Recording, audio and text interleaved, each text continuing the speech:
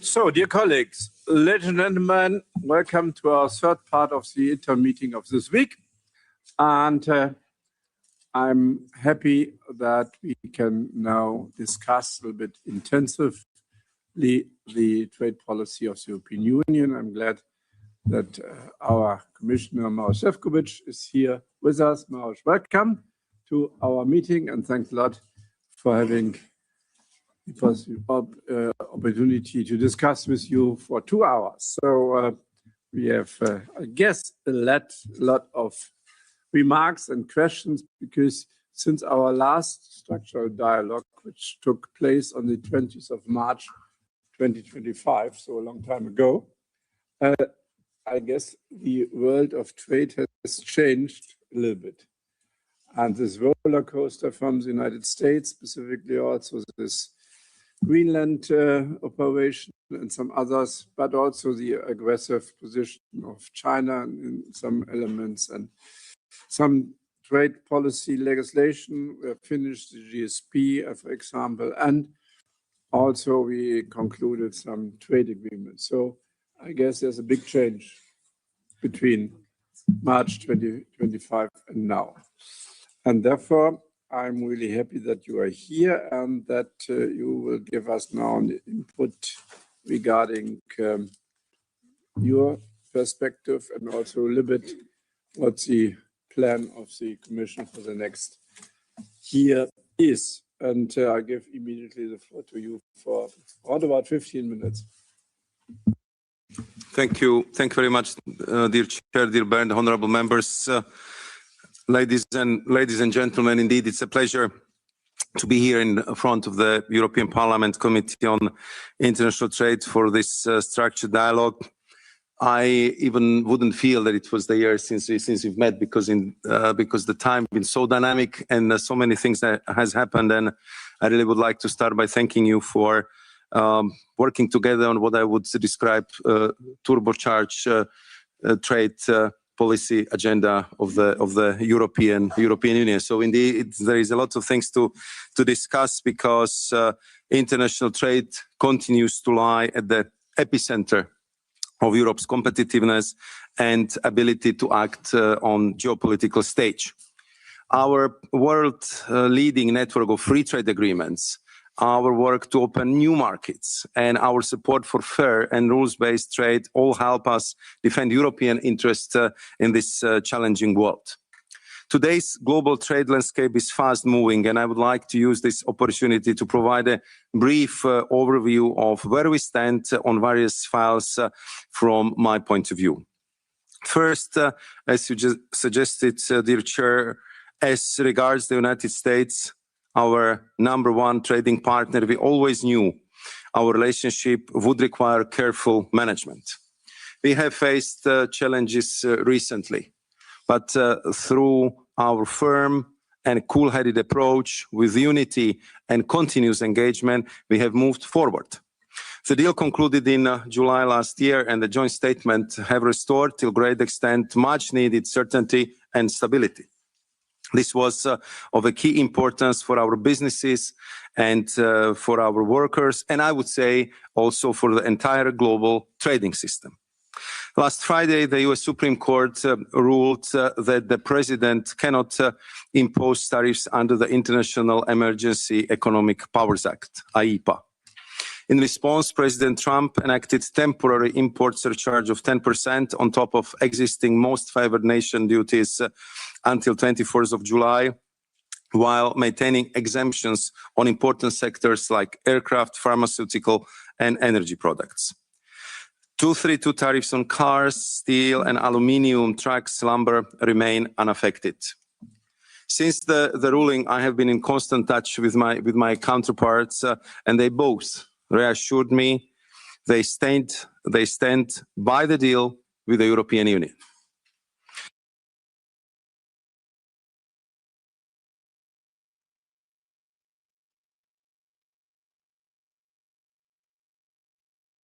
Both reassured me they stand by the deal with the European Union.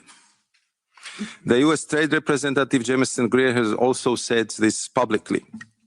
At the same time, we are discussing the ways to address the issue of steel and aluminium derivatives by making it more practical and productive, and I hope we can find solutions in this matter very soon. As them, we must also remain committed to our deal. I understand your decision to delay this morning's votes on the relevant regulations, but it is imperative we keep the process moving forward in implementing our commitments under joint statement. A vote in plenary in March must remain our target, under the condition, of course, that we get more clarity from the United States. There are also other positive strands of cooperation emerging with the US. For instance, we are negotiating our bilateral memorandum of understanding on the critical raw minerals and working on plurilateral initiative on critical raw minerals supply chains. So we'll continue to engage at all levels. Our strategy here is clear. We stay united, composed, committed to our deal, while expanding our network of trade agreements with other trading partners, and I will continue seeking the clarity we need and informing you transparently as I have done so far. Turning to China, where we are seeing an acceleration and strengthening of trends of concerns to us. First, China's ever-growing dominance in key sectors, including those at the higher end of the value chain. China's manufacturing output reportedly already matches that of the EU and US combined, with a global share of 30% and growing. Second, an increasing imbalance in our bilateral trade, with the EU's trade deficit with China reaching 360 billion euros in 2025. Third, the decreasing market share of EU companies in China, with their exports and investments in third countries being displaced by their Chinese competitors. Fourth, China's ability to use our dependencies in strategic sectors as evidenced by the imposition of export controls in the critical raw materials sector by Beijing in the recent years. And our response continues to be threefold. We continue to engage with the Chinese side, and here too I'm in constant touch with my counterpart, Minister Wang Wentao. We are currently discussing prospects for high-level engagement this year, while keeping in mind that any such engagement should be results-driven. Furthermore, we should look into more effective and efficient autonomous trade and industrial action where merited as per the economic security strategy. Lastly, we must accelerate diversification through new free trade agreements and deeper partnerships and like-minded partners. We need these countries to effectively break off our dependencies on China and open new trade and investment possibilities for our companies, and I will come to this point a little bit later on. The economic security strategy, which we published in December, reflects a paradigm shift, moving to a more proactive and targeted use of our toolbox. It also outlines the urgency of the EU, its member states, and importantly, industry, to systematically factor in a security premium to reduce vulnerabilities and enhance our overall security. This reinforced approach is designed to ensure that the EU remains competitive and able to secure supply chains in the changing geopolitical landscape. Our work to diversify our trade is another key element of this effort and is yielding much fruit. The deal with Mercosur region will create a unique regional bloc-to-bloc free trade area of over 700 million people. The required protections were built into the deal with the passing of the bilateral safeguard regulation offering assurances to the farmers. I think Parliament's decision to refer the deal to the ECJ was unfortunate, not least because it may delay parliamentary scrutiny, your scrutiny, for up to 2 years. The Commission and myself personally remain committed to seeing Mercosur ratified and implemented quickly. Every year we lose is a year of lost trade, lost jobs, and lost economic opportunities that we badly need for our competitiveness and prosperity. Let me be specific. Between 2021 and 2025, the EU would have benefited from extra 183 billion euros in exports and 291 billion euros in GDP if the agreement had been in force. I hope that very soon I will bring to your table for a final process of signature and ratification free trade agreement with Mexico.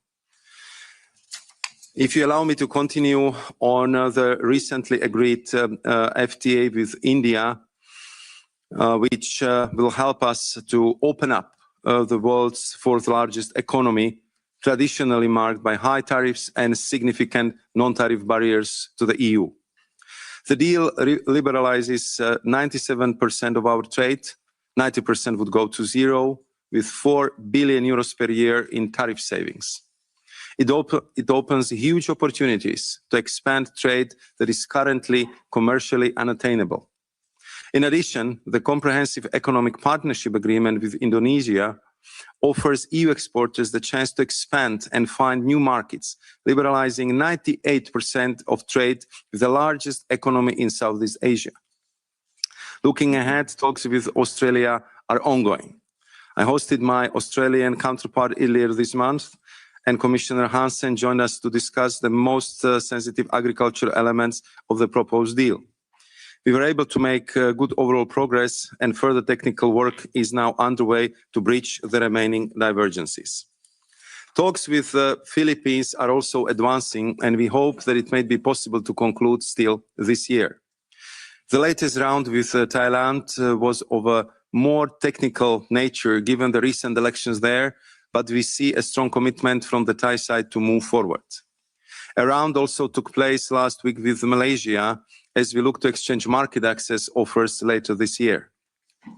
While a round earlier this month with the UAE has allowed for further exchanges in a number of important areas with a view to narrowing the differences on key outstanding issues.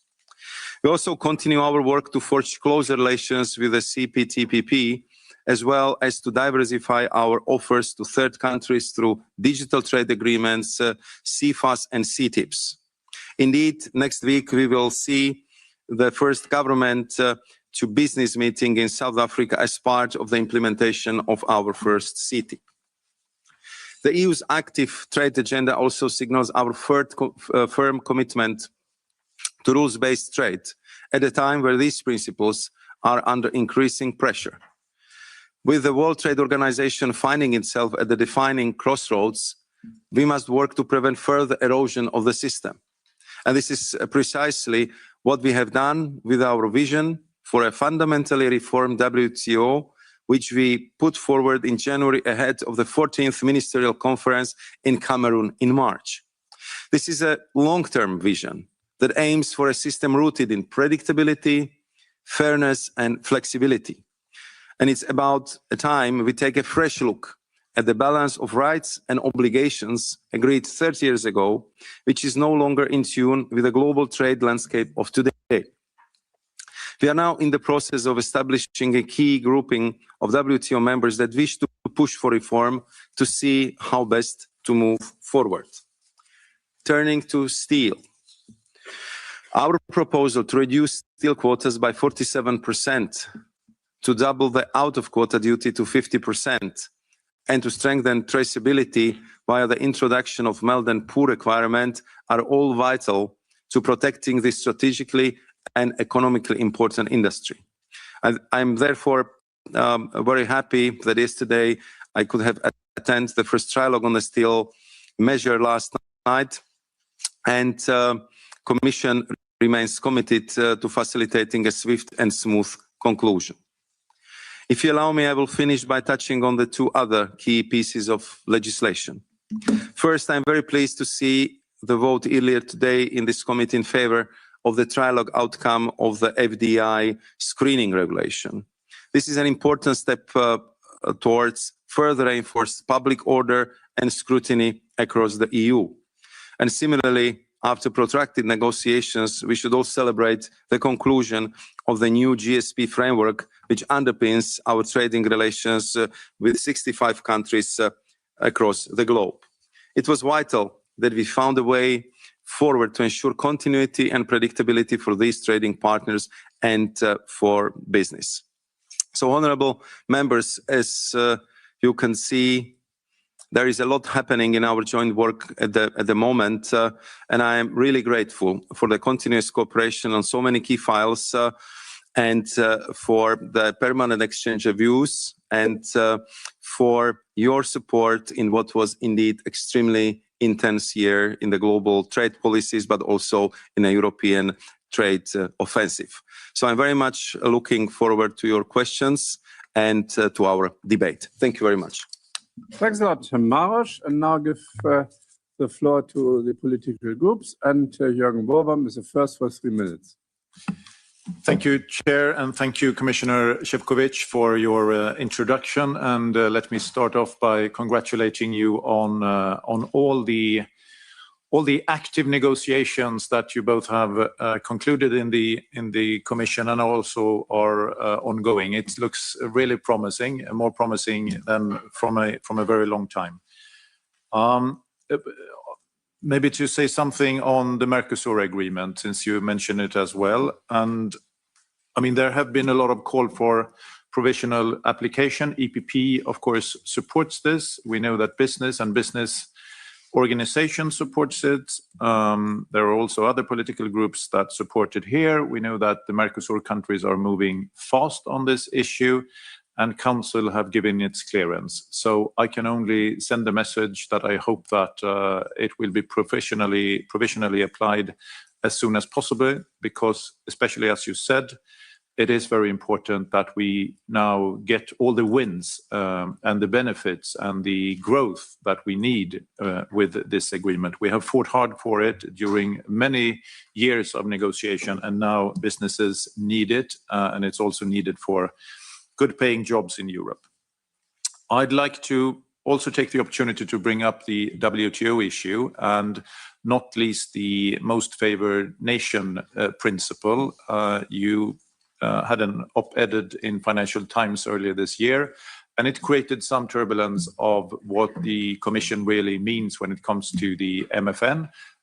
So maybe I'd like to give you the opportunity to clear out some of the issues and what you're really aiming for here. And then turning to industrial policy, we have heard about the proposed Industry Accelerator Act, which of course clearly is an ambitious effort to reinforce Europe's industrial base.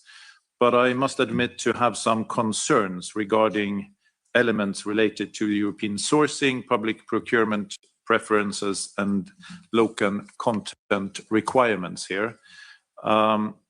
My question is, how do we make sure that we find the right balance between, of course, strengthening Europe's industrial capacity, but also maintaining our openness? Our agenda has been openness and rules-based trade and making sure that we have that competition, that investment from other partners.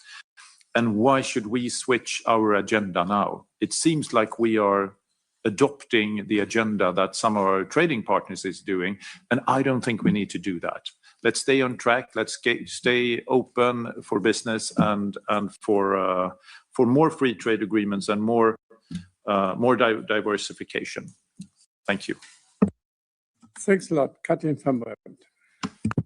Thank you very much, and happy to see you. I know you must be extremely busy, Maros. And let me start by a very positive note. If I listen to you carefully and everything that's in the pipeline, everything that has been done and everything that's in the pipeline, both on economic security, where we start to work in the Parliament as of yesterday with the report of the rapporteur, but also mainly, of course, the advancements in the FTAs. Let me mention India. India, it's not, if you look to the trade agreement with India, it's not the top-notch. Indonesia is, but it's an opportunity, and you see we need to grasp that, and I think you will find a lot of support in my political group there to advance, and I hope you come quickly with these agreements, because we are eager to work on them, and it's I know you agree. And it's not easy to get your administration maybe fast enough, but it's extremely important if we have an agreement that it comes fast to the Parliament. Then we shouldn't do what we have done with Mercosur, but let's not go there. But I do have to switch to the United States, of course. It's the event of not the day, not the week, not the month, but of the last year, and it will be the event of the coming year. And I think we are a little bit in a different mood there, and I understand that you have to defend it, but I do want to explain as well where we are as a political group and how we look at it. We were not happy with the agreement at all from the start. We said it's not an equilibrium. The one has 15% and we lowered to 0%. Because they threatened more than 20%, we didn't think it was a good deal. We were ready to work on that. And our rapporteur, who's also a chair, did an extremely tough job, and he had an extremely tough result, mainly on steel and aluminium, where we from the start said, you remember, a few days after Turnberry, they already violated the deal, After that, other violations came. And you have to understand how we feel about it. When he started violating the deal by threatening with tariffs on Greenland, we said, this is it. And now here we are with the court arguments of the Commission. I really want you to comment on that. One of the arguments of the Commission was, no, this is a good deal because we have the 15% and nobody else in the world has it, because they have 15 or more on top of the WTO normal agreements. So that gives us that advantage. And because of that advantage, we go to the 0%, and we also promise them to do this and that. That's no longer the case, Maros. There is no advancement anymore. There is no advantage anymore. It's all a level playing field. Maybe that's the good news. It's all a level playing field. So actually, we don't have to go to 0%. And I don't think we want to. What we ask you is to go back to the negotiating table and make a real good deal, or a deal where we have respect for one another. Last point, and then I finalize on China, because what we should really be working on, and you mentioned this, is of course China, because the threat coming from over there is real. And so my question is, you said I'm in constant touch and we're dealing and wheeling. When will we deliver on what? When we will deliver on what when it comes to agreements with China? Thanks a lot. Inigo. Thank you, Mr. Chairman. I will speak in Hungarian, if you don't mind. Thank you. Tisztelt elnök úr, tisztelt biztos. Mr. Commissioner, Mr. Chair, thank you for being here. These are not simple times we are living. It's not business as usual in trade policy either. Let me start with Mercosur. This is something that has been causing us a lot of headaches. The Commission, if they had acted differently 5 years ago or 6 years ago, then the situation would be very different. However, we are where we are. It's a fact. Now, I would like to ask the Commission to be the guardian of the treaties, not only in theory, but also in practice. And the treaties tell us how international agreements must be strengthened, fortified. The Commission should negotiate based on the mandate it receives from the Council, and the Member States accept that with a qualified majority, and then the European Parliament must reinforce the agreement. And I would like to ask, and with all due respect, that this is something the European Commission should comply with as the guardian of the treaties. And if this European Parliament with the majority requests a legal position from the European Court, then the Commission should wait for the result of that procedure. That is the minimum that in any decent legal community, that's how you should act. Now, there are interesting things in the Commission. The Cyprus presidency did not put to the vote an already prepared position proposal because some member states exerted pressure on them. And even though there was an agreement in Council, their case did not go forward. I think that is a major political faux pas. It's an error, it's a mistake. And there are ways around for the Commission.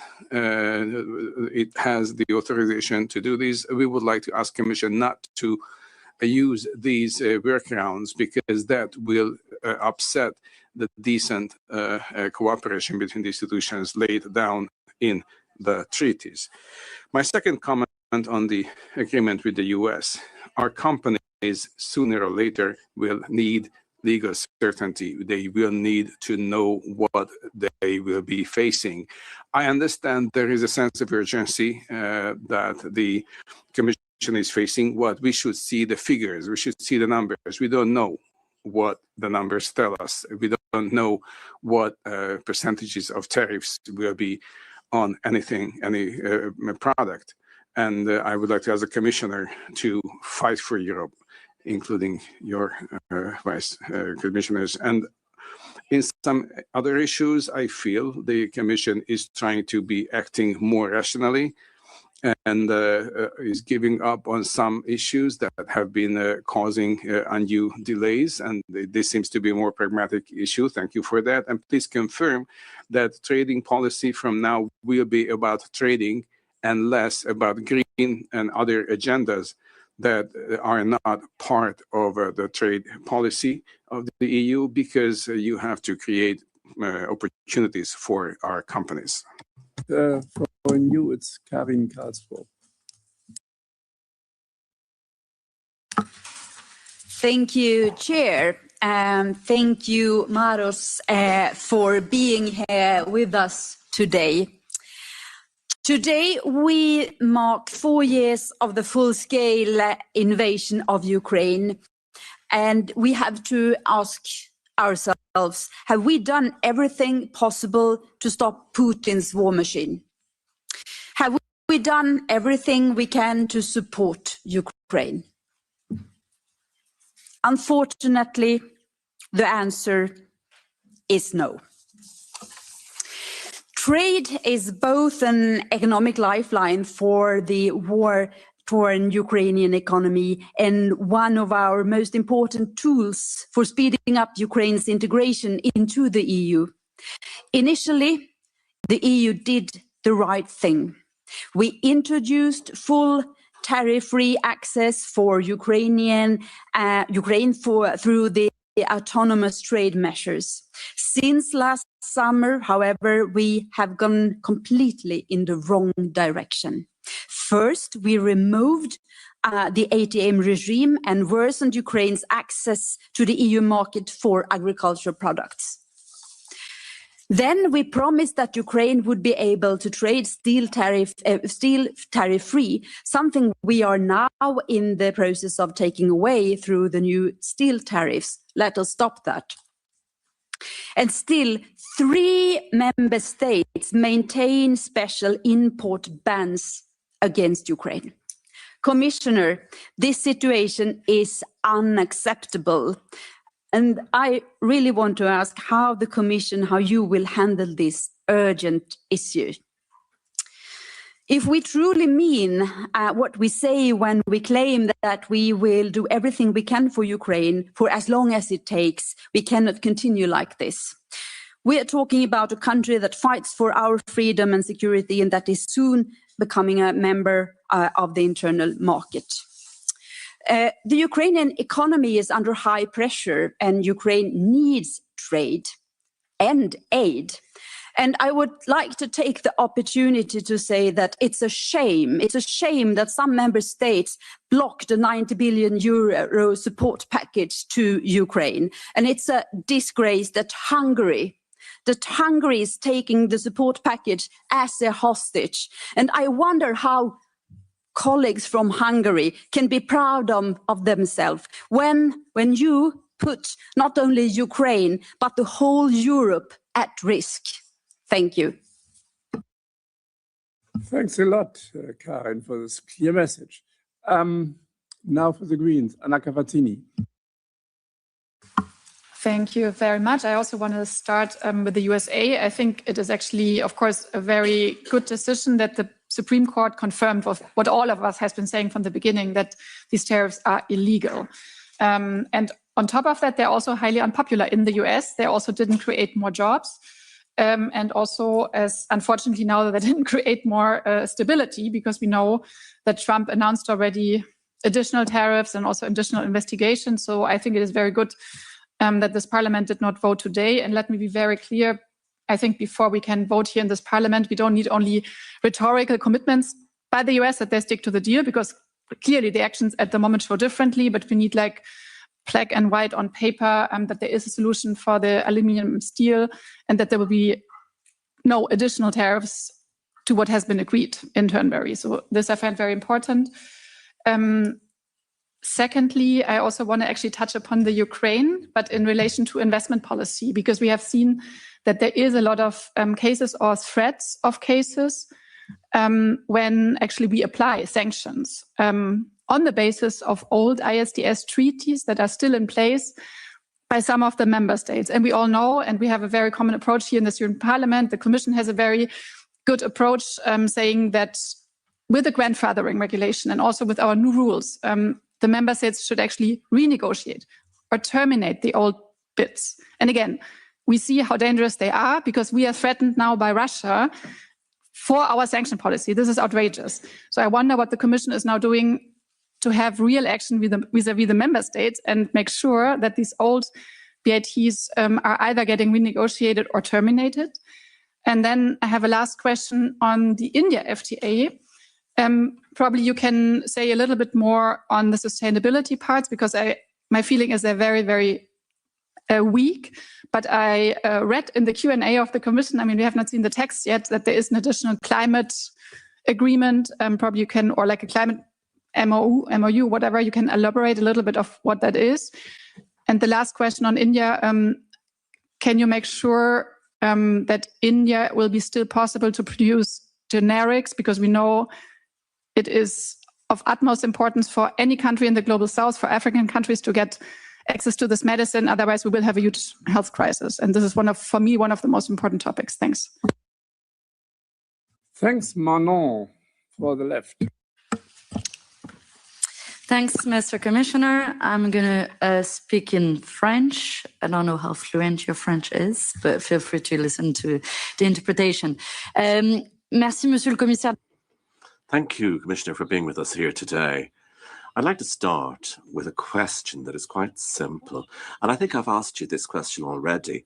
So I'd like to have a clear answer. Are you not trying to get rid of the Parliament? I'm asking that because national parliaments, when it comes to free trade agreements such as Mercosur, and now you're trying to get around our European Parliament when it comes to adopting this free trade agreement, which is the worst possible free trade agreement signed by the European Union. And it's going to involve many tons of beef and chicken, and nobody here has voted for this agreement. So what kind of democracy can this be? Worse than that, there was a vote in Parliament. It was a vote to go to the Court of Justice of the European Union, and they intervened a couple of weeks ago. And so I think that your stubborn approach with regard to this agreement is a double mistake. First of all, it's a political mistake, and it's the first time that we've had this type of FTA implemented without any vote from any parliament, but it's also a legal mistake. And I know that often you attach a lot of value to these European agreements for reasons such as austerity, but there is a rule, a page looking at rules. And so I'm going to read part of that out. Article 218 of the Treaty of the Function of the European Union is very clear with regard to this procedure here and the obligation of involving the European Parliament at all levels. Quite clearly, you haven't respected that rule because you were really confirming the provisional application of this agreement without our European Parliament having had its say on the subject. And that very same Article 218 confirms the capacity of the European Parliament to go to the Court of Justice. Now, once the Court of Justice has actually been handed the file, and that if they decide that the Mercosur agreement is incompatible with the European treaties, how are you going to justify the provisional implementation, not only without the vote of our Parliament, but also with regard to a part of an agreement that is not legal? Now, I'd also like to remind my colleagues here, now how indeed can you be satisfied that we have this type of agreement without us having had our say? You might agree with me or not, but at least we have this right, a democratic right. And I'd like to just finish up with regard to the agreement with the United States. Now, maybe I didn't hear properly. And we've just received a great slap in the face from the United States with the court now in the United States having said that this is an illegal agreement. And so you say now, no, we're going to implement it anyway. Donald Trump has slapped us in the face and you're actually turned the cheek so he can slap the other cheek. Now, I think that what we want here is you want to have an FTA with Australia, Philippines, Mexico, whatever. And you're never questioning the FTA with Israel. And so I think, Commissioner, that beyond political agreements that we might have, and there are many of them, but what is really difficult for us to accept is the whole business about the variability of the rules that you apply. Dear colleagues, we invited also the chairs of committees which are also related to trade policy, and luckily the Agriculture Committee is here with us with the Vice Chair, Norbert Linz, and I give him the floor for 3 minutes. Yes, dear Chairman, dear Commissioner, we all recognize the indispensability of international trade, especially since the EU is a major world exporter and notably a major exporter of agricultural products. However, we must admit that EU trade policy is also a matter of concerns for the farming community. This fear seems well-funded because production conditions and costs in parts of the world cannot be compared to those in the EU. Competition is sometimes distorted. The agriculture sector has also been severely affected by the upheavals caused by Russia's invasion of Ukraine, and it's now impacted by the US trade war. Under these circumstances, EU trade policy attracts criticism, in particular from farmers. It is sometimes seen as not defending their interests. The agreement currently being negotiated with Australia certainly reinforces that skepticism, at least among our producers of beef, lamb, sugar, and rice. So, therefore, the Commissioner, in your opinion, how should the EU Union's trade policy evolve to maintain free trade while meeting the expectations and address the fears of many farmers? Thanks a lot. And Maros, from my side, 4 points. First, of course, I have a different view regarding the United States and the breaking of the agreement. For me, it's clear that the United States have broken the agreement several times. Some weeks after the deal of Scotland, they introduced the lifting from 15 to 50% of the so-called derivatives. And this is harming day by day small and medium-sized enterprises in Europe. And I can invite you, come to this company and explain to the people there that they are losing their jobs because they are not able to export to the United States anymore. And we have the Greenland issue, and then now we have tariffs, which are much higher than the 15%. For cheese, for example, it's not 15 anymore, it's now 30%. So, totally different view. My question is then, of course, Maros, you mentioned there will be some clarification, and so in my point of view, at the moment, there's no guarantee. What is the format of clarification? It's a written letter, post from the president on through social. What is the clarification? And when will it come? So this is important for us. Second point on Mercosur. Argentina will finalize the work on Friday, likely, and they will notify it next week. So what will we do? What would you like me to do? I would like to go for provisional application, no doubt about. And this is important because, as you know, Argentina is negotiating also with the United States, and it's clear that, for example, the question of GIs is also in the portfolio of the negotiations. So there is a kind of urgency. So when will you do? Thirdly, we discussed this also at Nicosia quite recently. The time between finishing of an agreement and signature and then transmitting to the parliament, sometimes it's 2 years. And this, I never understood how this could happen. Translation and legal scrubbing, 2 years.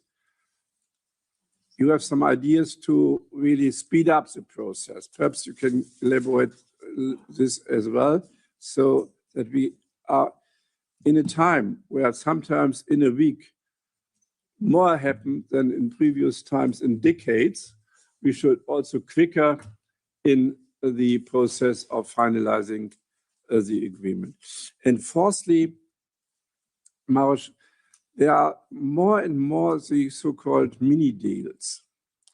As the SIFA with Ecuador, the raw materials partnership, the investment partnership, and I have no clue what else. So what is in your mind for further mini deals? Are you having some specific countries in the perspective, and when will some mini deals come on the table, and how will the European Parliament be involved? First round for you. Thank you very much. Question is where to start. If I should go in the orders the questions been presented, or try to group them. So let me maybe start with Mercosur, because it was the first question asked by Mr. Warborn, and I would say Madame Van Brandt, Madame Jury, bien sûr, Madame Aubry raised this question, as well as Chairman of the Agri Committee, Mr. Linz. I think that also in my introductory remarks, I was describing how important this deal is for European economies, and how much of the very clear economic opportunities we have lost only in 5 years, only in the last 5 years. I'm sure that several of you visited Mercosur countries, and I believe that you would agree with me when I will be describing to you cultural proximity, but I will be describing to you strong historic ties, and also wish of these countries to work as closely as possible with us. On top of it, huge complementarity of our economies, where we see that what we export they actually need, and because we've been simply not there present enough, they're getting it now from China, slowly reducing our share on the market. And on top of it, they have what we need: critical raw minerals, and of course the access to the big market. So I think that let's not dwell on the past, but there was a lot of missed opportunities in the past, and we should have done this deal years ago. And we would not lose the 10% of our exports to China as we did, because we didn't have the free trade agreement. So what we are doing right now is that we are actually catching up But the good thing is that all our projections, if the Mercosur deal is in place, that by 2032, we'll be back in the situation we had 10 years ago. We can get back our share, we can consolidate our investments, we can start completely new chapter in cooperation in the critical raw minerals and simply open new opportunities. On most of the products where Europe is very strong in exporting, from machinery down to agri-food exports, the tariffs being more than 35%, and they will go to zero. Only on tariffs,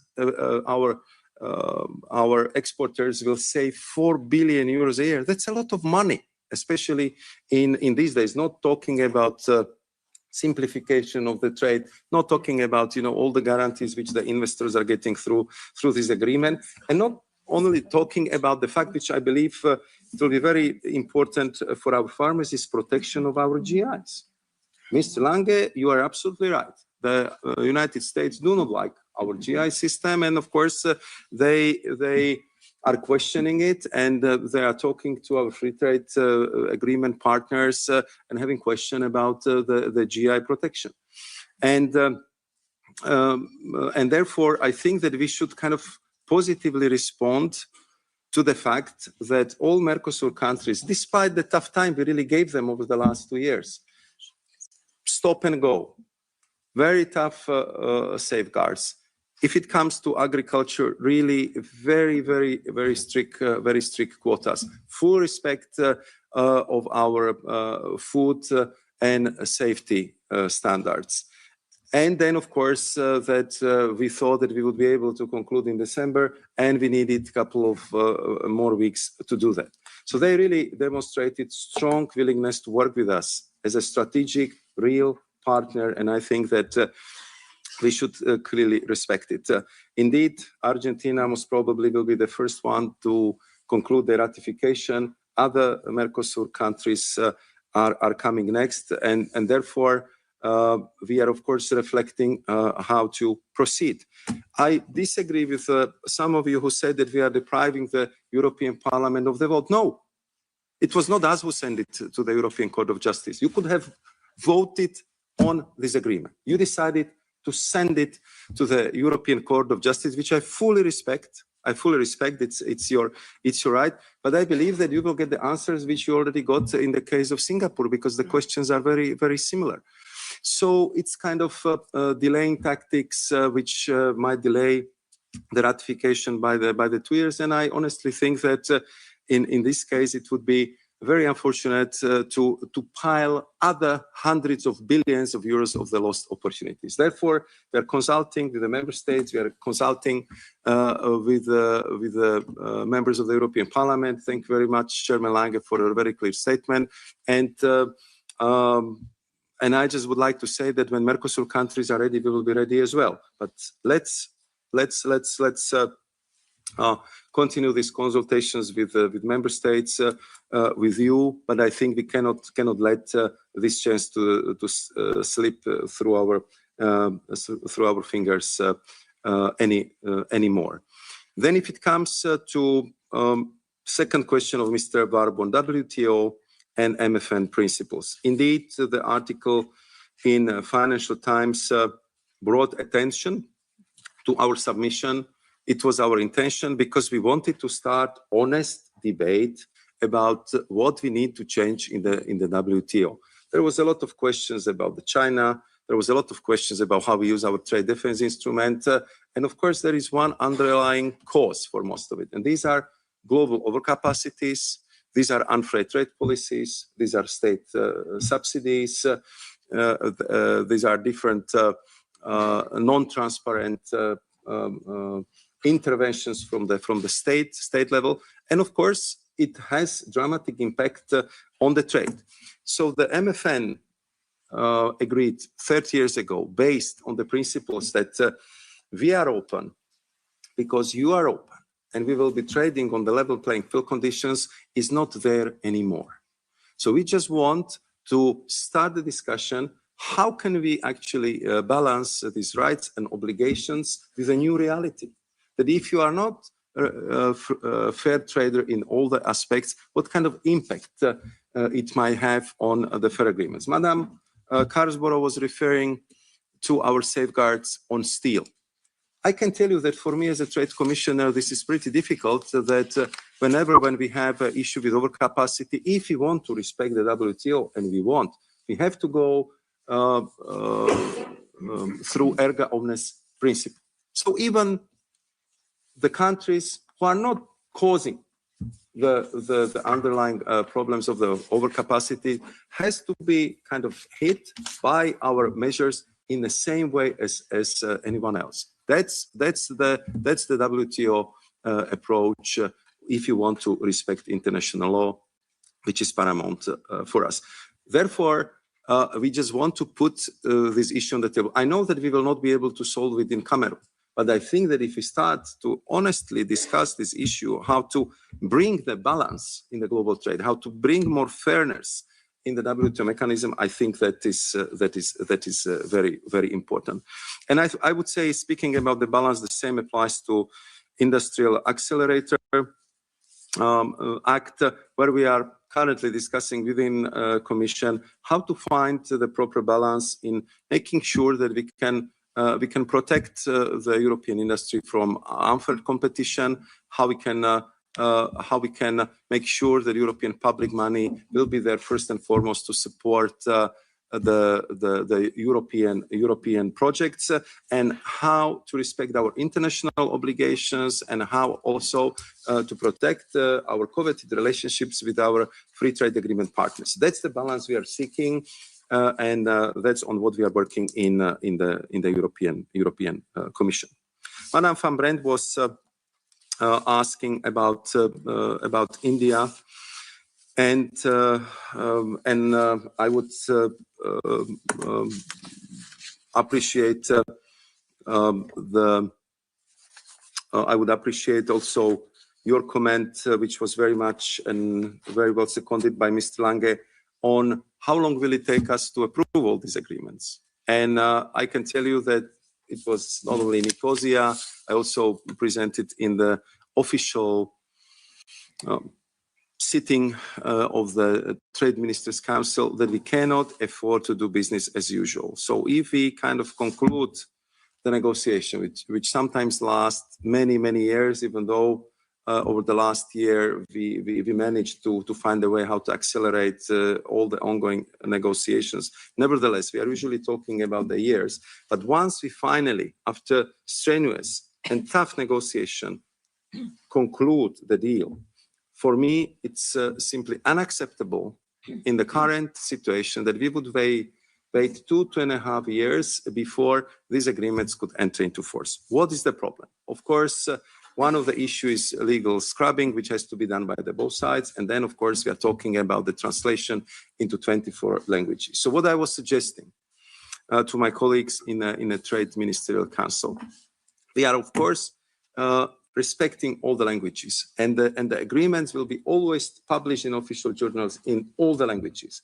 But I think that we should start the proceedings in English language, because it would make it much faster, much easier. We would not lose the time, and we are not depriving any single linguistic group, any single official language from any rights, from any kind of legal position in that regard. We had a preliminary discussion of that, where I think there was a support for this approach from the Council, but I know that it was that we are not there yet, because the language questions are always very challenging one. But I hope that in this we could be pragmatic, and we can really achieve much bigger or much better results. If you allow me, I would then continue with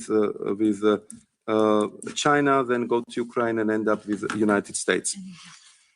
And India, yes, you're right. So if it comes to China, I mean, the last year deficit with China is 360 billion euros. So it went to the growing level again. And clearly this is not sustainable from the medium to long term.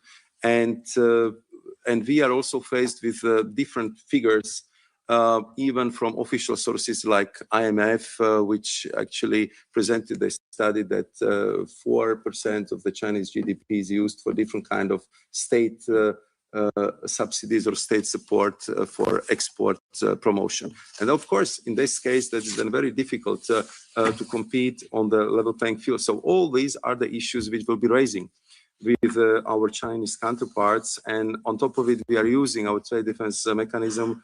We are well over 200 cases where we are using TDIs. But here I also would like to say that in the framework of our economic security discussions, I think that we have clear understanding in the Commission, and I had it from you as well, that we have to look in a way how we can speed up the process as well.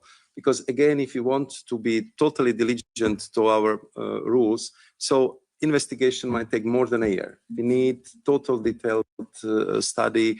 We need the complaints coming from the company, or we can do it ex officio. That's a process which takes a lot of time and very often misses, I would say, that that opportunity to act when it's really needed. And all these issues which I mentioned will be, of course, discussed on the top level with my Chinese counterpart. If it comes to Ukraine and Madam Kausber, I want to thank you for your absolutely staunch, relentless public support for Ukraine. I mean, Ukraine is very lucky that they have you as their rapporteur, and I fully understand your strong push in that regard, and especially presented today, where we have this very sad anniversary, 4 years since Russia illegally invaded and attacked Ukraine.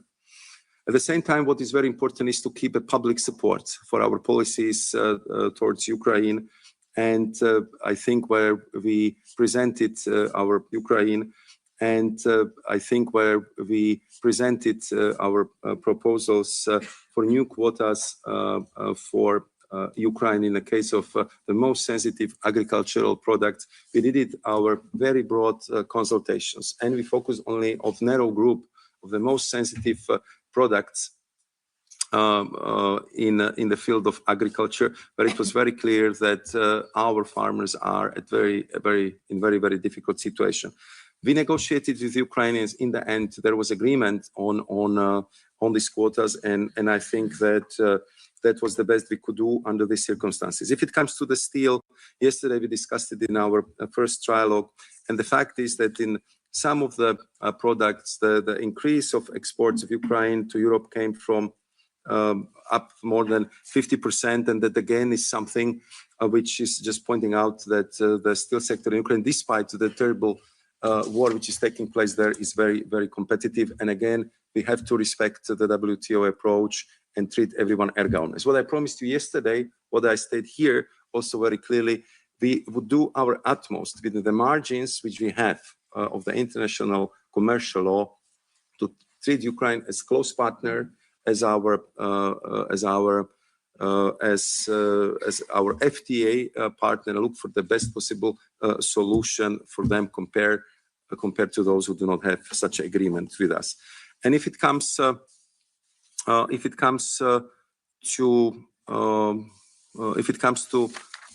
United States of America, which was the question raised by several of you, I know that many of you didn't like the deal, but to be honest, I never heard any alternative solutions from your side. What was the choice? To have this deal or to go to the trade war in August? Would you be praising me if I would tell you in August that, okay, negotiations failed, we are entering the trade war? Would you be happy if you would see that factories are closed, jobs are lost, and we have a dramatic turn for worse in our relationship with the United States? You are criticizing this deal, and I understand that it's absolutely right. But look also at the numbers. If you look at the numbers, our exports to US actually increased over the last year. If you talk to many of the industries, they prefer this solution than the trade war. And I think that we have to look at it not only from the point of view of elegance of the agreement or the framework, but also what does it do on the ground? Are our people better or worse if we have this joint statement or not? And I know that our opinions are diverging, but we're also talking a lot to the companies, to the workers, and of course to the European leaders. So what is happening right now is, of course, another stage of what is, as I said, extremely demanding and challenging relationship management. But I have to say that on Saturday morning, I got a phone call proactively coming from United States, where they've been telling me, look, we have this ruling of the US Supreme Court, and I want to reassure you that we are going to stick to our deal, that we will respect the deal if you would respect the deal. Therefore, you heard me in my introductory remarks that we both have to stick to our bargain. Of course, what is now ahead of us, this is the transitional period where they are figuring out how to deal with this really landmark court ruling. And we are talking every day. Just before coming here, I had another phone call with the Commerce Secretary Latting. Yesterday, I spoke twice with Ambassador Greer, and I am very vocal about what is very difficult for us. For us, 15% all-inclusive is a deal. And I know that 10 plus more than 5% is outside of the deal. But I also understand that they need to figure it out themselves, how they would operate in this new environment, and that we have to simply bring you more information, more detailed information. And I would still plead that we should also stand to our side of the bargain. So if you would have a vote in the March plenary, what would happen?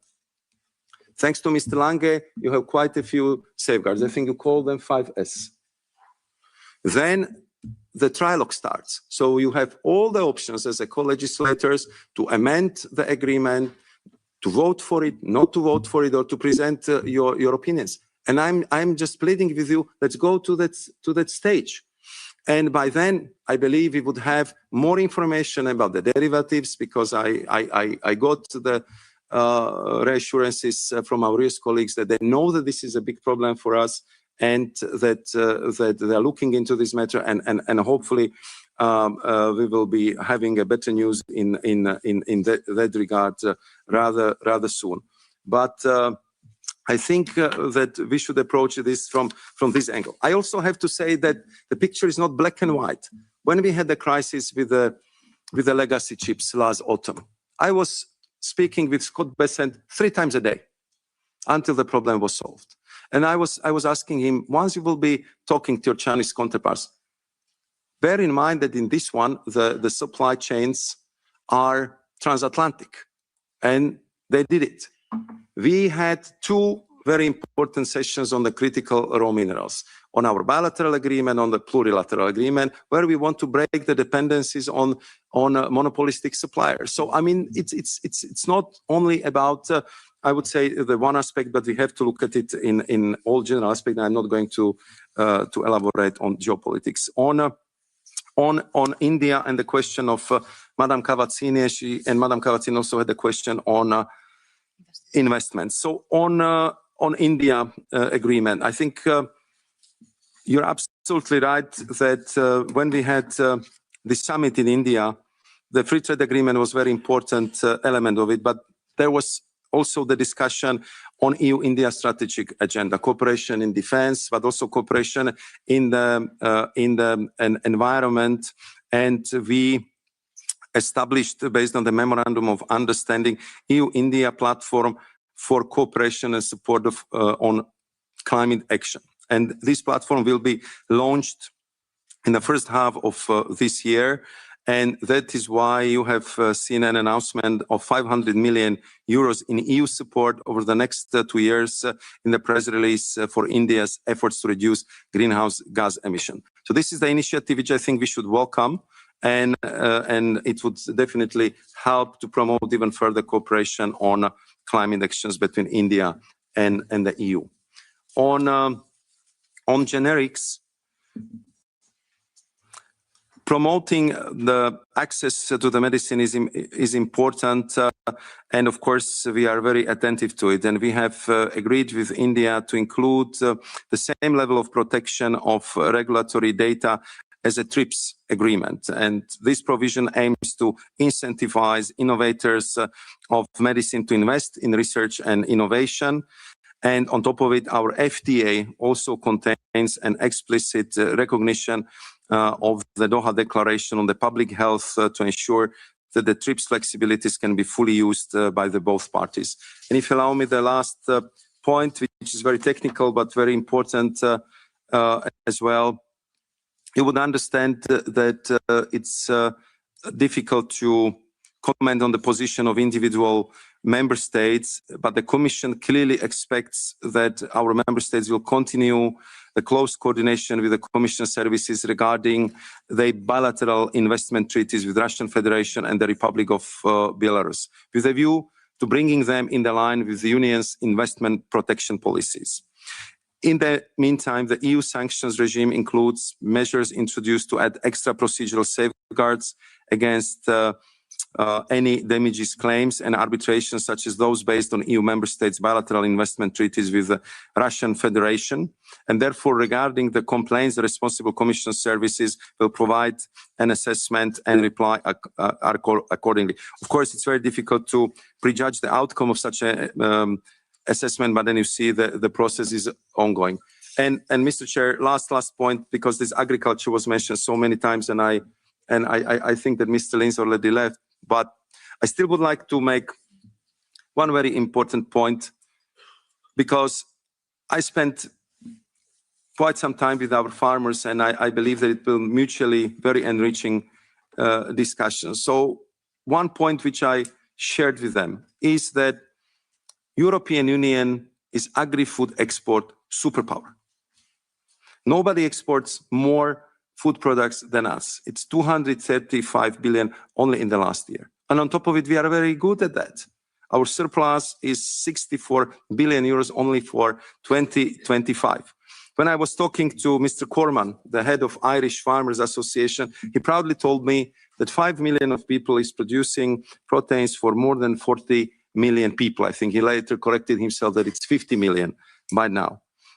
So I think that if you look at that, what is very important is to create this new market access for our agri-food producers, because there has to be demand for this production.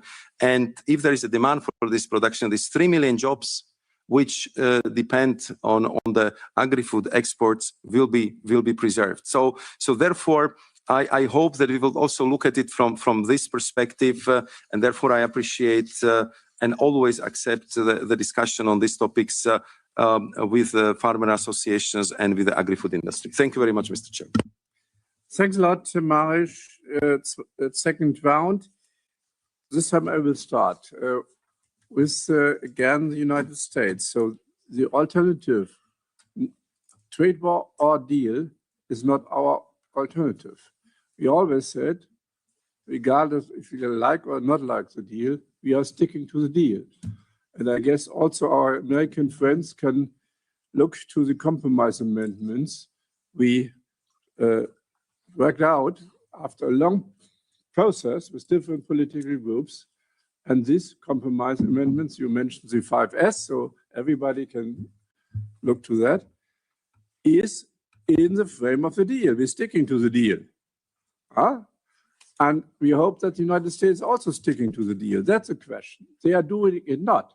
They are breaking the deal. And yeah, you mentioned you hope that we have better news. Hope is good, but security is better. And if you can guarantee something, I would really accept it. But at the moment, of course, I'm also an optimistic man, no doubt about. I'm from the north of Germany. We are all optimistic people because of the storms and the wind and so on. We have to be. But just to have hope is not sufficient. And secondly, you mentioned there need time to figure out how much time. What is the time limit to that? Second, you missed my question. What the next mini deals will be? I have it. Okay, so 2 minutes. Barry is the first. Thank you, Chair. Like you said, last July, the Commission secured what was, particularly in comparison with other blocs, a good and balanced deal with the US. And I welcome your acknowledgement today that the US has reassured you it stands by that agreement, and your confirmation too. I would say that the European Union will not seek to capitalise on the court's decision. It's important. The latest US Supreme Court ruling is noteworthy, but we have to deal in realities. And the reality is, whether we like it or not, this administration is clearly committed to tariffs and to continue to find ways to sustain that system. So what we need now is absolute clarity that a good deal reached in July remains a good deal here in February, both in substance and in spirit.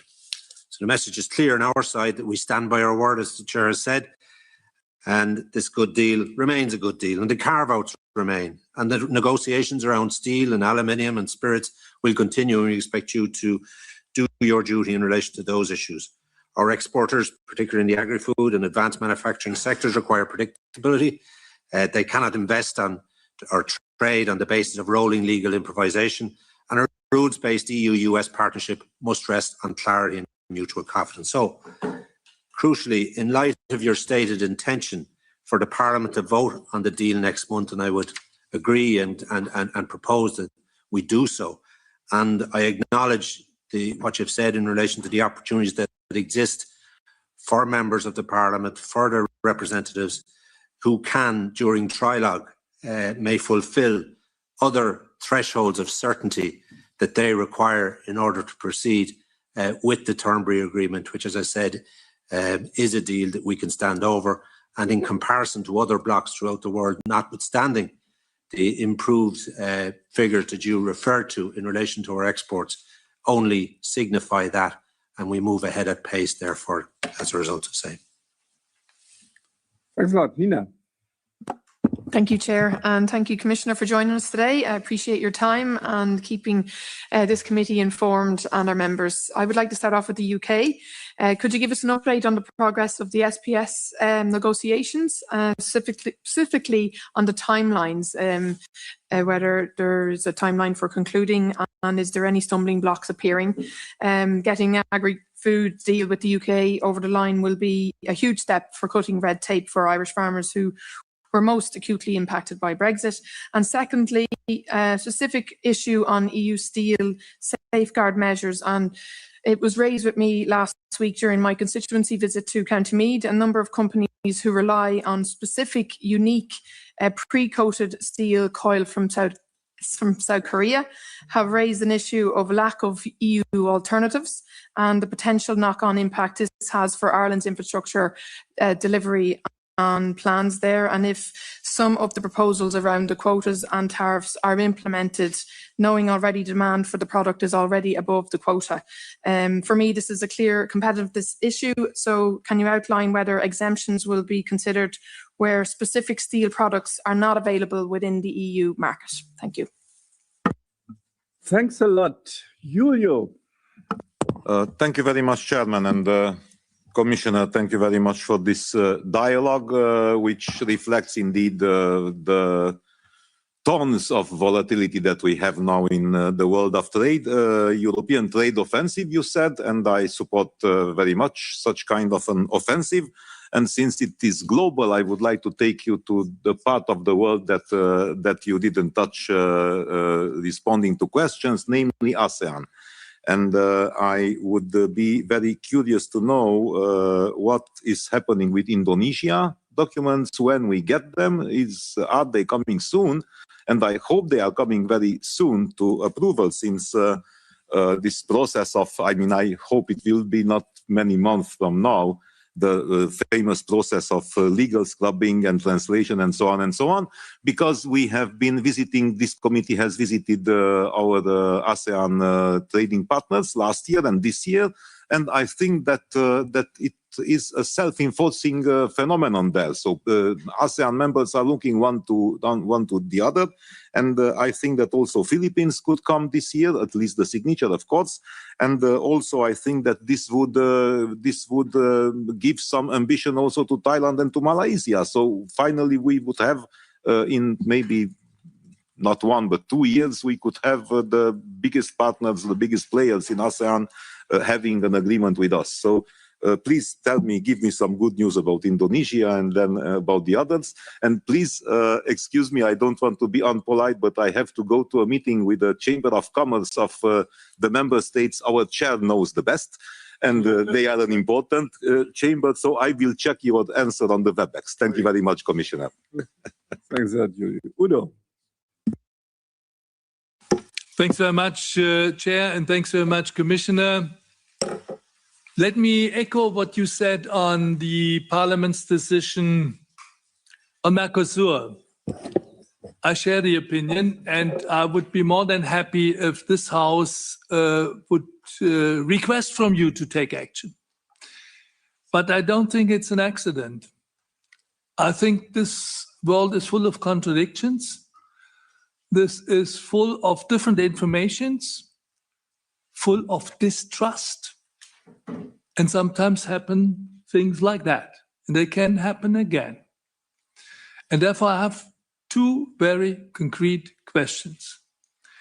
Do you share the opinion which I came to, that our trade agreements are not only about tariffs, growth, economic benefits, but rather more and more about legislative collaboration?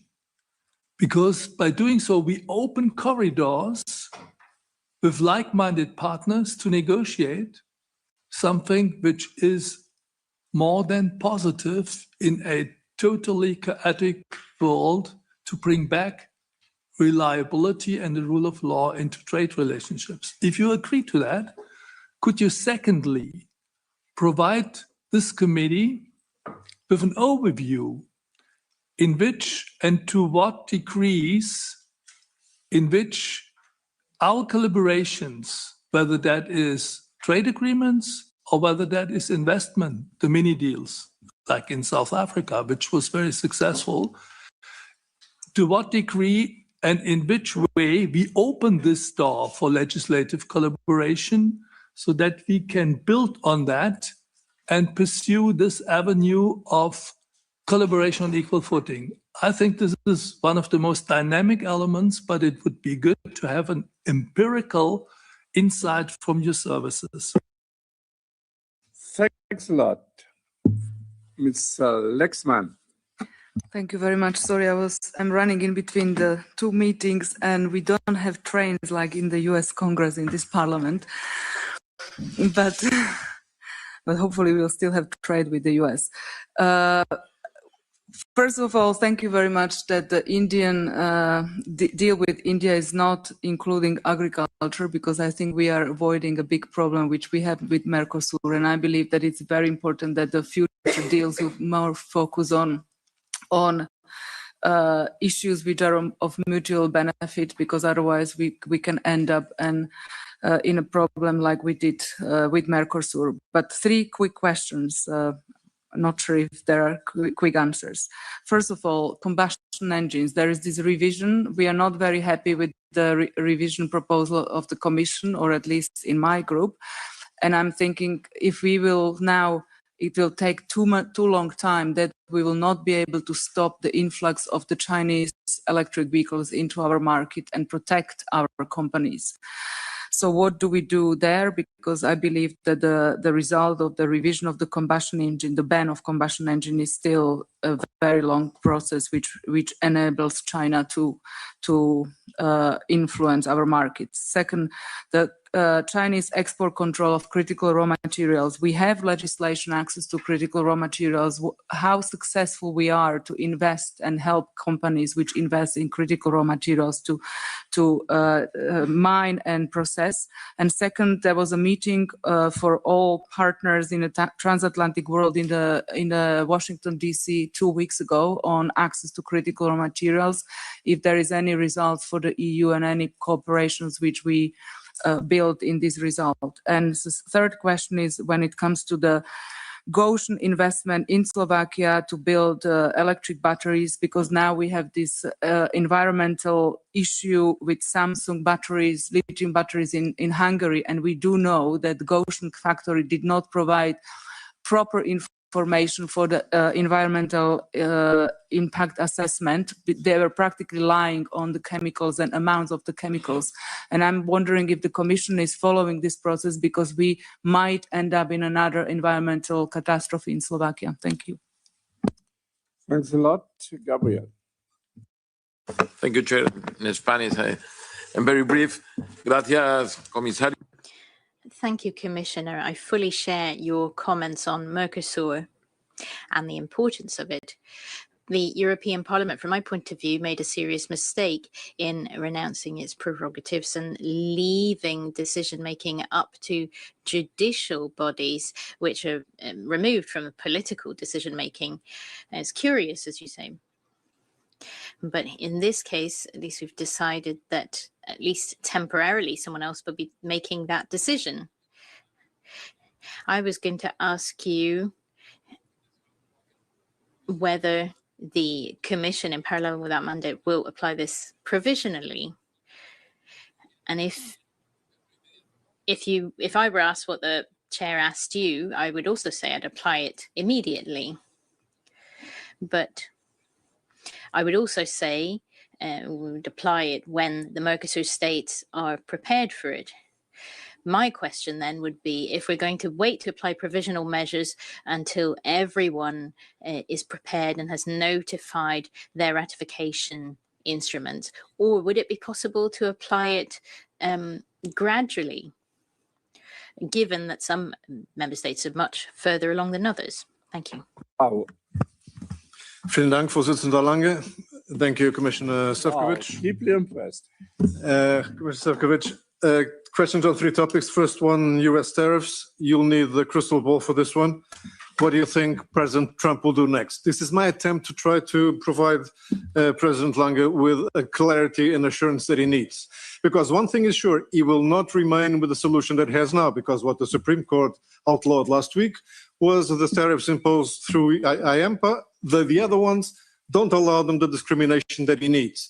The Section 122 measures are across the board. The biggest beneficiaries of the change at the moment are Brazil and China, which are 2 of the countries he wants to hurt the most. So he'll do something else. So what do you think he'll do? Because your answer may provide part of the clarity and the simplification that President Lange needs. Second issue, Industrial Accelerator Act. We had a quick exchange of opinions on this in the last plenary, you may remember. This act, we already know we're going to have a lot of political tensions between groups and even within groups, between countries. But it's the classical dilemma between protectionism and free trade.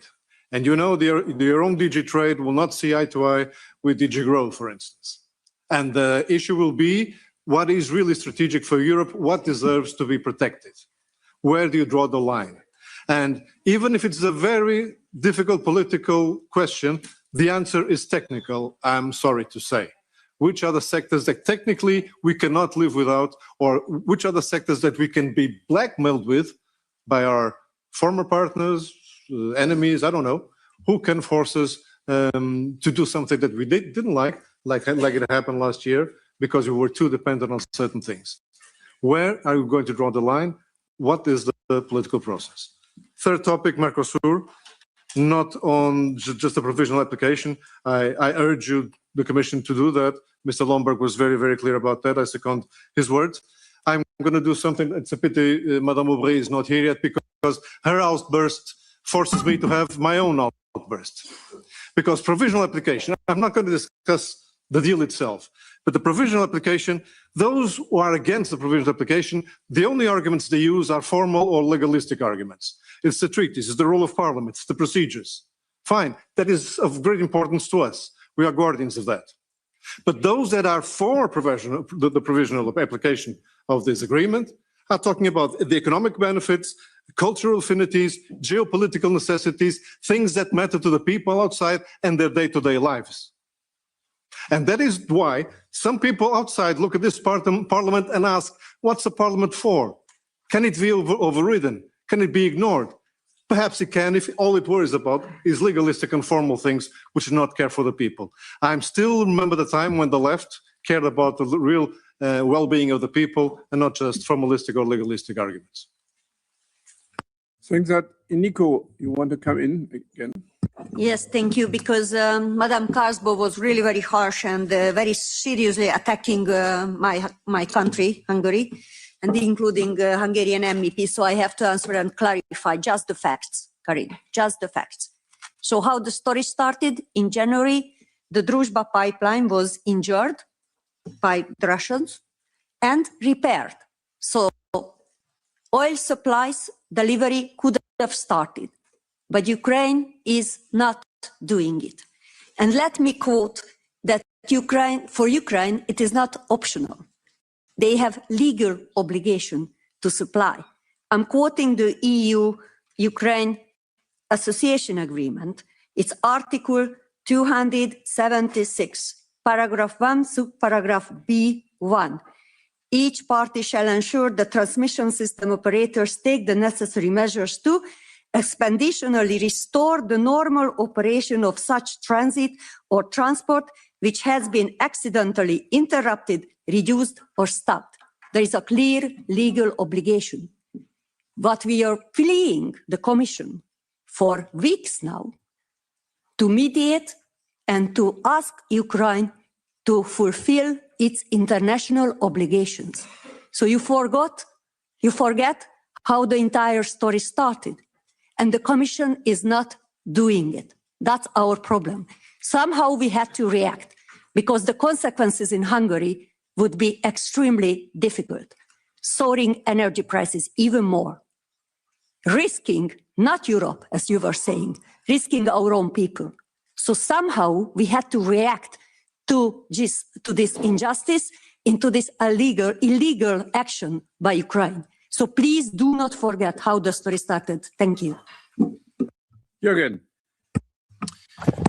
Thank you. Since we are marking the very unfortunate 4-year anniversary of Russia's illegal and full-scale invasion of Ukraine, I'd like to bring back the topic on the steel file, since you also mentioned you had trialogues yesterday on this one.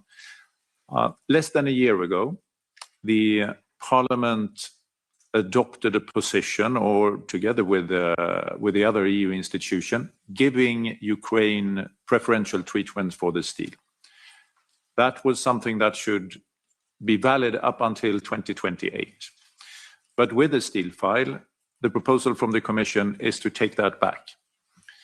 And this is what we also have voted for in the committee. And I think it is a bit unfortunate, and I'm just raising this because I think in the trialogue, it will be important for all institutions that are now negotiating to take into consideration that we did not have a plenary mandate when this went to trialogue. It was only in committee level.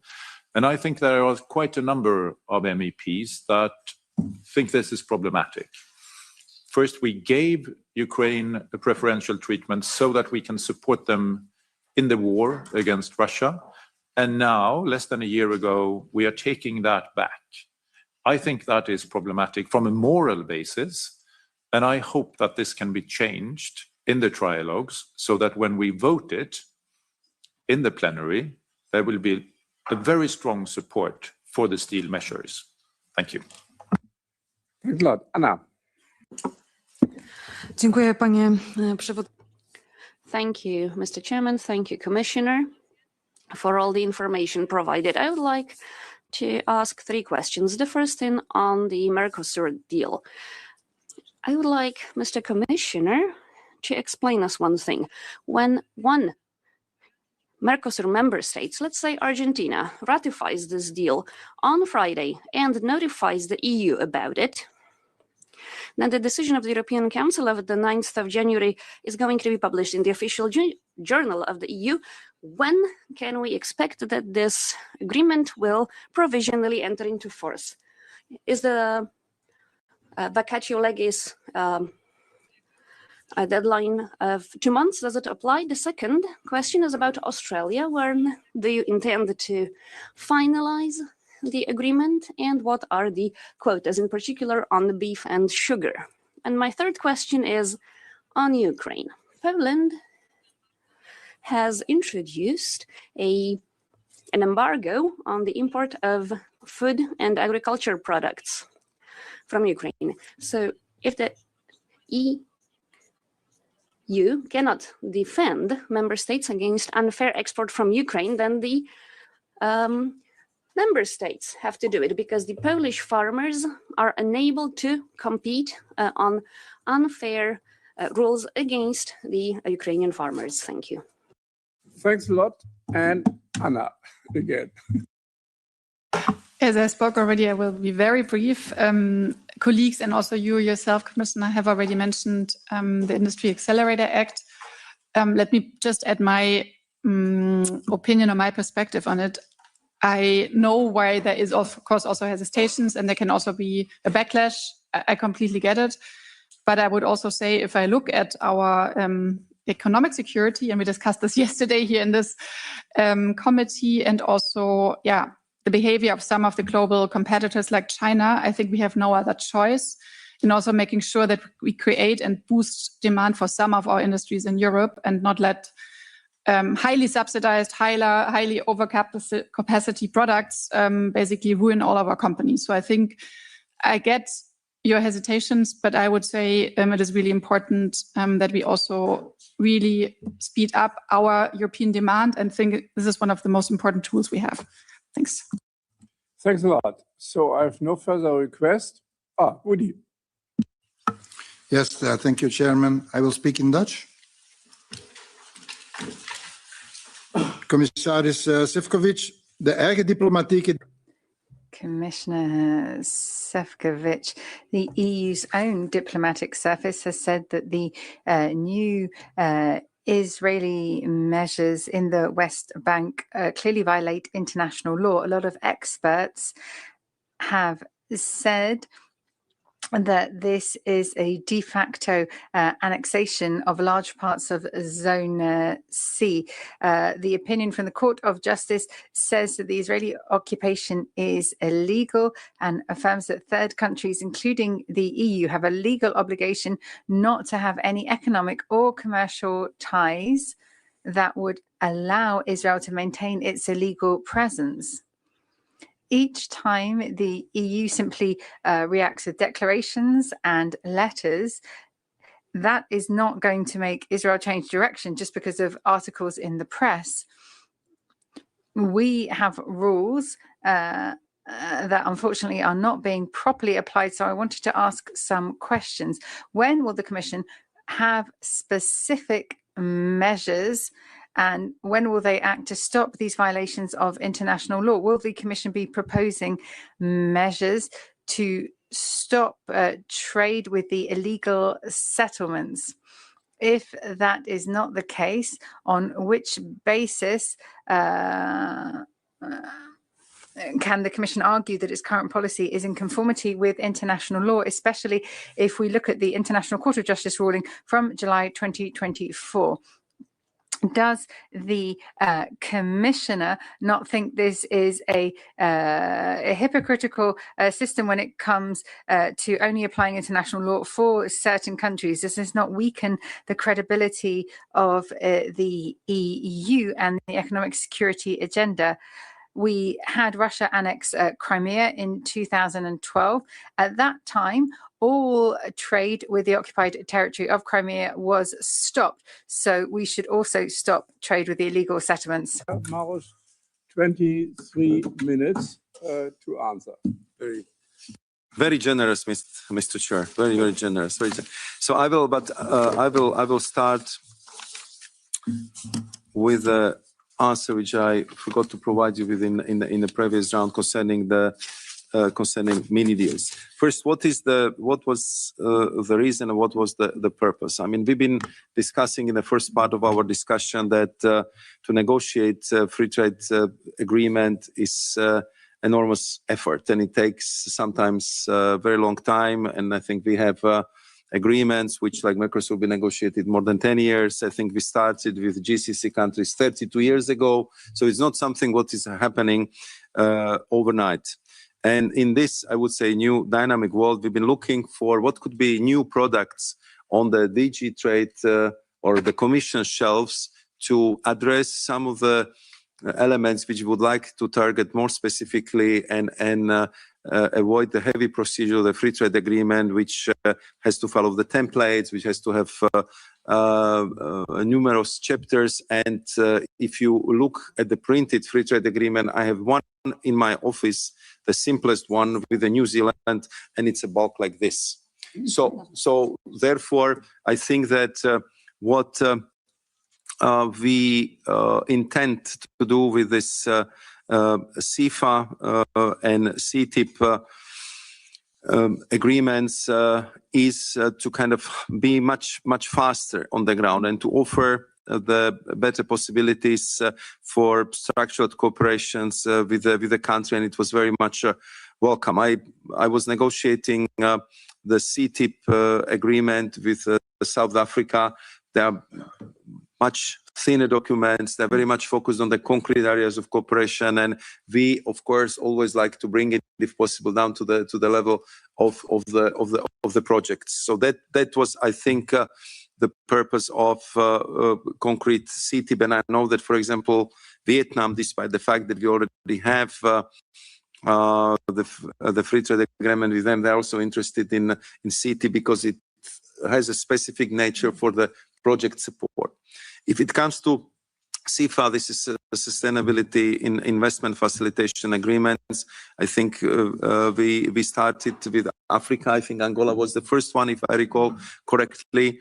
Now we recently concluded the negotiations with Ecuador, and when I had the Ecuadorian foreign and trade ministers in my office, they very much appreciated that we decided to go in this way, because they knew that also from the point of view of administrative capacity and complexity of the negotiations, this is much easier for them to reconnect. What we would like to do next is that if it comes to CFAs, there is a strong interest from Egypt to have an agreement of that sort. So we are kind of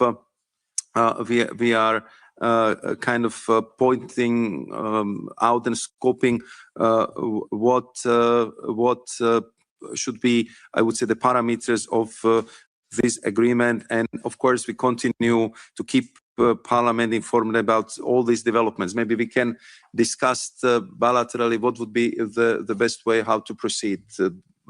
If should we inform you on the, let's say, regular basis if there is some kind of developments, or to go, I don't know, in some kind of concrete questions which might come from your Parliament. So there is absolutely no problem to share with you all the information and process in the negotiations and also agenda for the future, because we do this because it's simpler, it's faster, and it's very much welcomed by our partners. And we want to be present in Latin America, in Africa, in Asia, and sometimes to go through the whole FTA process as you discuss here. It's very complex process. So let's discuss further how to increase the parliamentary scrutiny here. We're absolutely fine with that. Then I think that there have been questions from Mr. Mato and Madam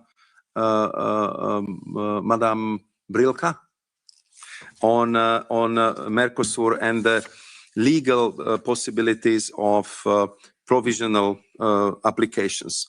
I very much appreciate also this debate, because it already gives me the sense where lie the majorities, what are the opinions in the European Parliament, and I'm of course gathering the same, I would say, intentions and from the Council. So legally, what is possible is that indeed we can provisionally apply the Mercosur agreement from the first ratification with Argentina, which would be like happening probably already this week or next week. But in that case, what we would need to do, the European Union and Mercosur countries, would be to finalize the technical regulations and adaptations to this provisional application only to one country of Mercosur. And until we would be done with that, I think that other Mercosur countries will also ratify. So these are, I would say, the questions we are currently looking at, because we want to see what is the timeline in ratification processes in the Mercosur country, and what would be the most efficient and fair way how to proceed. But we are looking at that. But as I said, we still need to complete the political assessment and deliberations how to proceed in that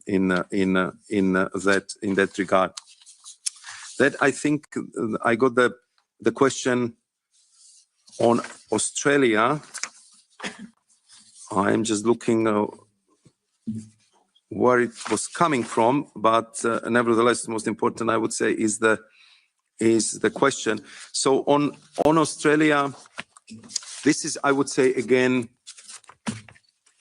country with whom we cannot be more aligned from the perspective of respect for the values, geopolitics, and complementarity of our economies, language proximity, and you name it. And also, I would say, this mutual feeling that we need to do much more together, particularly in this very difficult geopolitical time. So I was very happy that after the meetings which we had in Melbourne, in Australia, where I have to say that it was New Zealand and Australia who invited us as partners to the CPTPP. It was under the Australian presidency where they proposed it to the partners.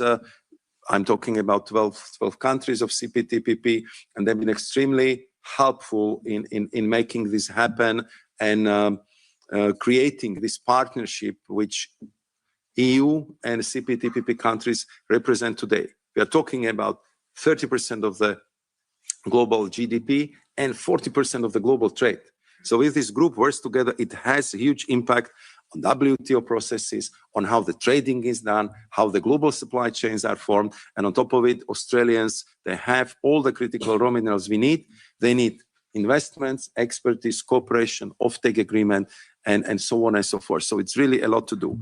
Of course, we are fully aware of the sensitivities of agriculture in these regards. Therefore, when my counterpart, Senator and Foreign Trade Minister Don Farrell was here, I believe that we closed on most of the, I would say, industrial parts. But of course, the agriculture part is always very, very sensitive, as we have seen also in this afternoon's discussion. And therefore, we need to continue our discussions and negotiations, and we are talking on technical level. We will again resume with the Minister Farrell, and I hope that we will be able to land this, because I think it would be good news for both Australia and European Union. Then if it comes to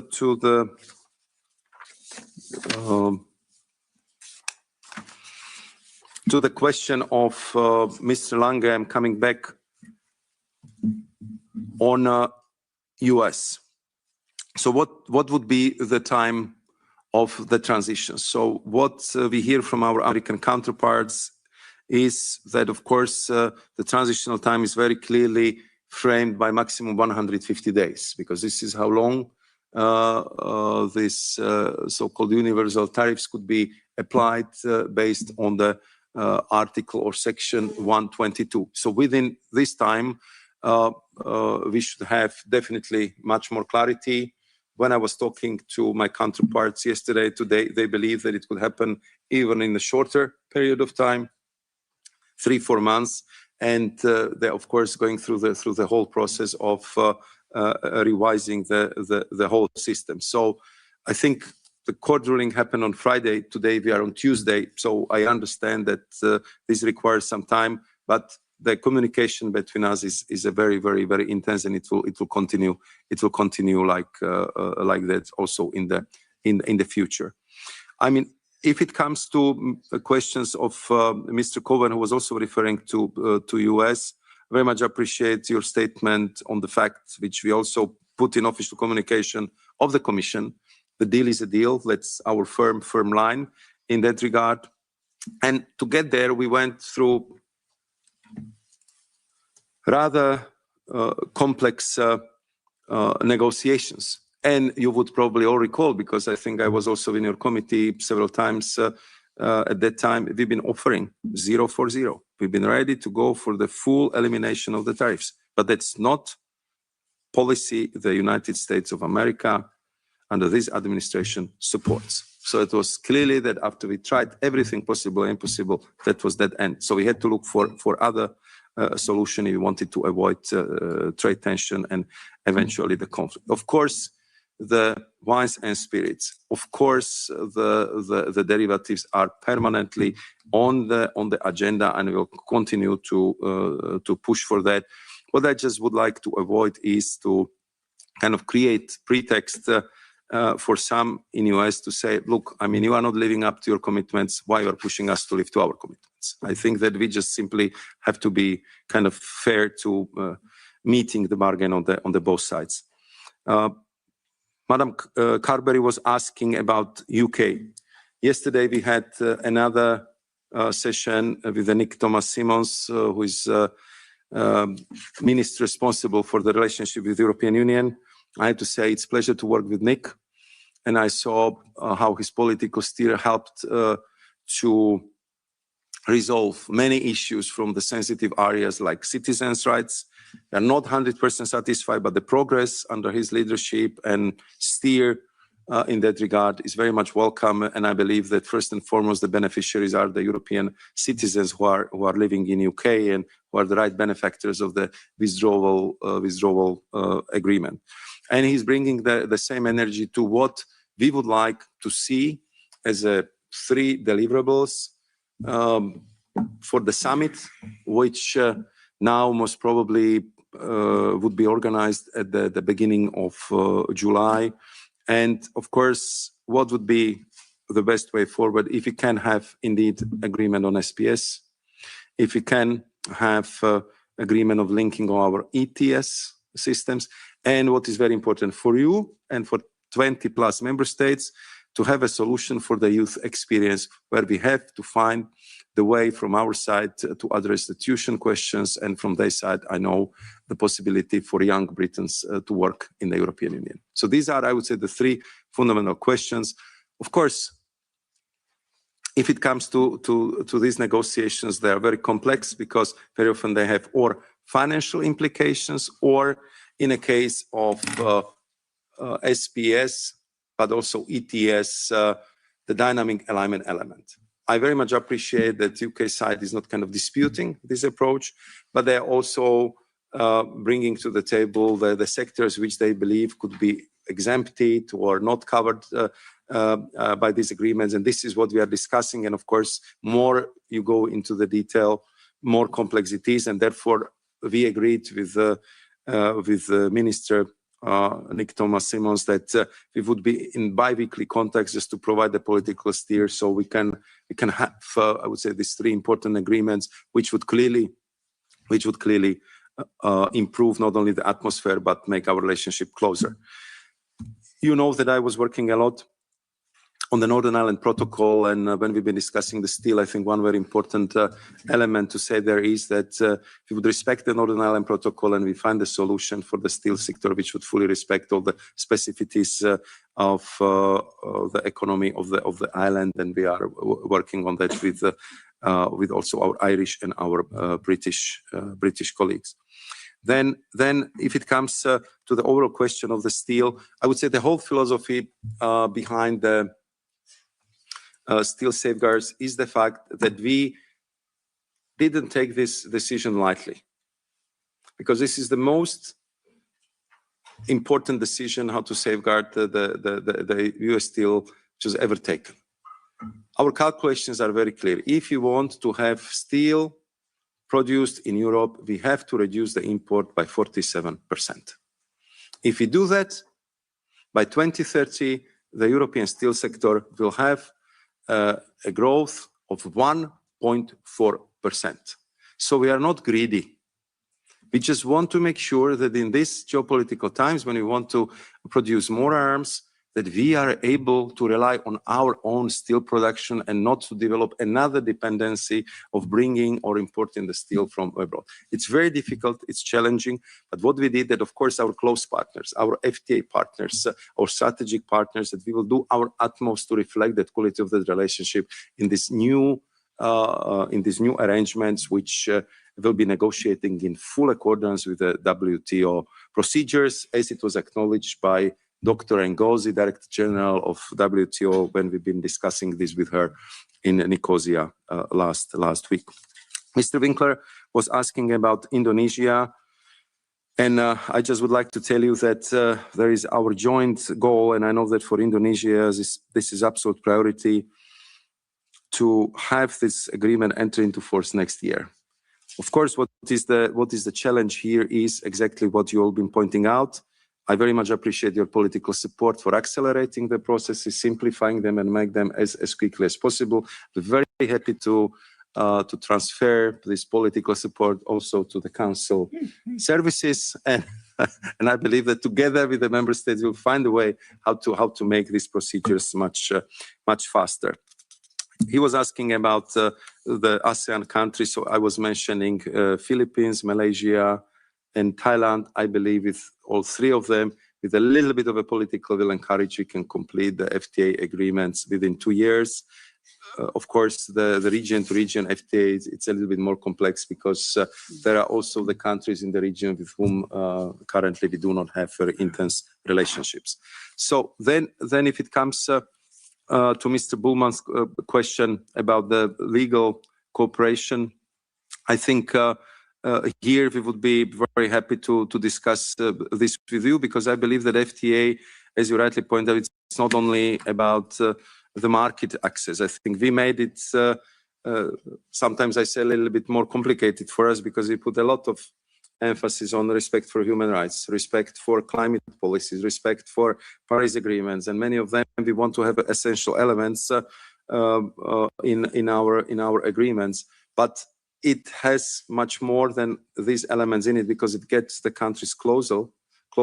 Of course, it forces us to work on common standards, because we have to respect their standards where we export there, and they have to respect our standards. So, of course, this is one of the topics which is always discussed. And I think this is also bringing us closer to each other in all the, let's say, international frames like the WTO. But we'll be very happy to explore what more we can do in that regard.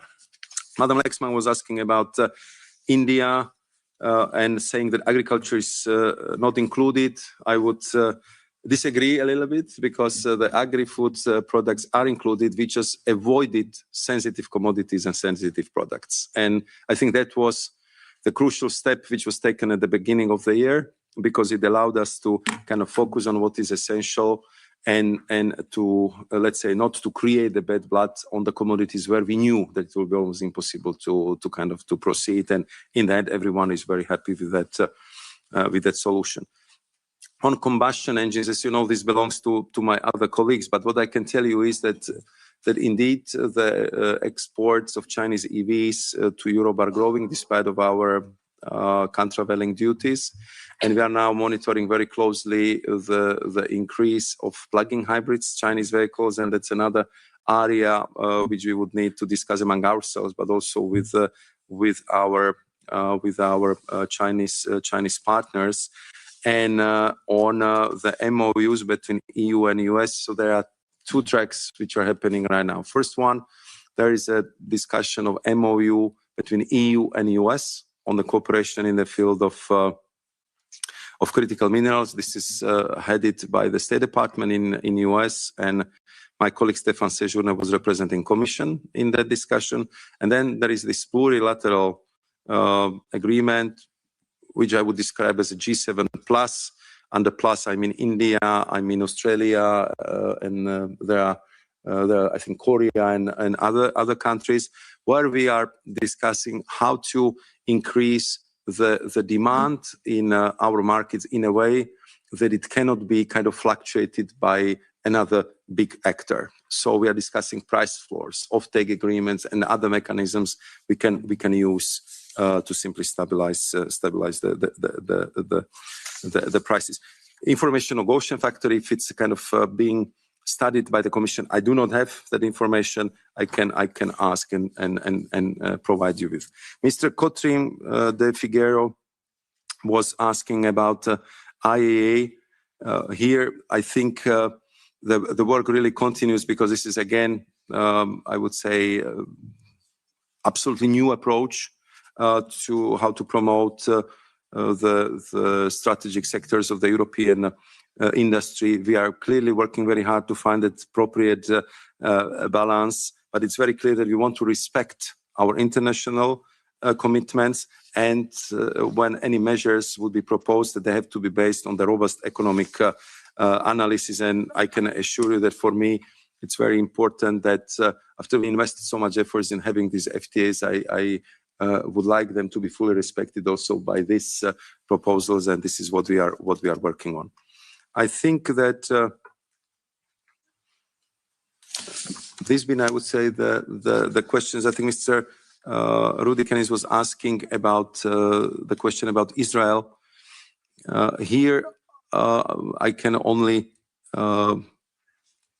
respond to explain that our association agreement with Israel does not cover settlement because they are not part of the Israel territory, according to our law, which we fully respect. And banning trade with settlement would require adoption of the restrictive measures through CFSP sanctions, which requires unanimity. And you know how the situation in the Council is in that regard, and therefore I think the measures which we have been taking on some of the union programs, being the measures which we could take on our own, and we did what was I would say the most appropriate at the time.